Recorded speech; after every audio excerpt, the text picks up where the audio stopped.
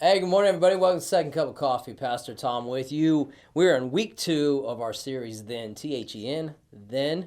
Last week we talked about then men begin to call on the name of the Lord, and that no matter where I am in life, a then moment is coming if I stay with God. I want to talk to you today out of Genesis 7 and 8. We're not going to read all those scriptures, but it's the story of Noah. And the reason I want to talk to you about that is last week we talked about Seth, and there was an appointed time for the then. This week we're going to talk about the process of the then. There's a process to your then. And you'll be like, I don't want to have a then. I didn't ask for a then. But I got to tell you, and if you read through Genesis 7 and into 8 about Noah, I'm looking at my Bible here.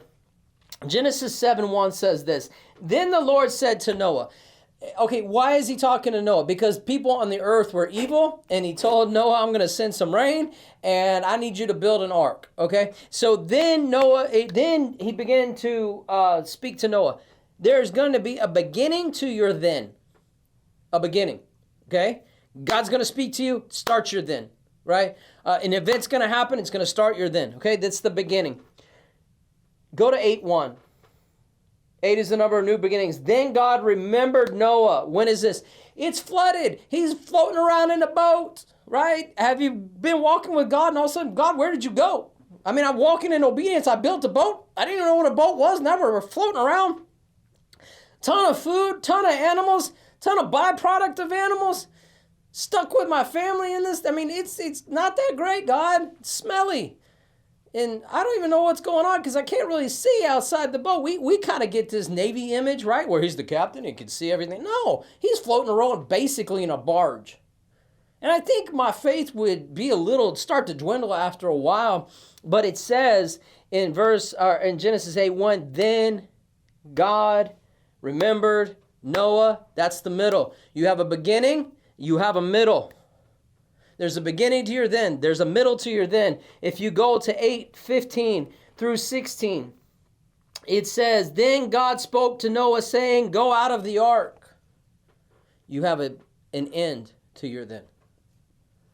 There is a beginning, a middle, and an end because God's trying to write a story, not just in your mind, but on your heart. It's called a testimony. And God, you would be able to look back and say, all the way through, God was faithful. In my beginning, in my middle, in my end. Then. And you could point those things out and help lead people through their then moments in God. Because you said, I've been from the beginning, I've been to the middle, and I've been to the end. And do you know what that gives you? It gives you a testimony. You know what happens when you start to remember your testimony? If you flip to Genesis 8:21, you start to remember your testimony. And then Noah built an altar to the Lord. What do? You worship. You thank God that you took me through the whole story, the beginning, the middle, and the end. You were faithful all the way. I'm telling you, don't be afraid to share your story, but you got to finish your story or allow God to finish your story. Get through all of the thens, the beginning, the middle, and the end. And when you do, come out with a testimony and come out with worship because it's going to be pleasing to the Lord and it's going to draw people to Him. We love you. If you find this engaging or it means something to you, share it with somebody else on Facebook, like our YouTube page, find us on our app, wherever it is. We like you. We love you. We're glad that you're here, and we'll talk to you soon.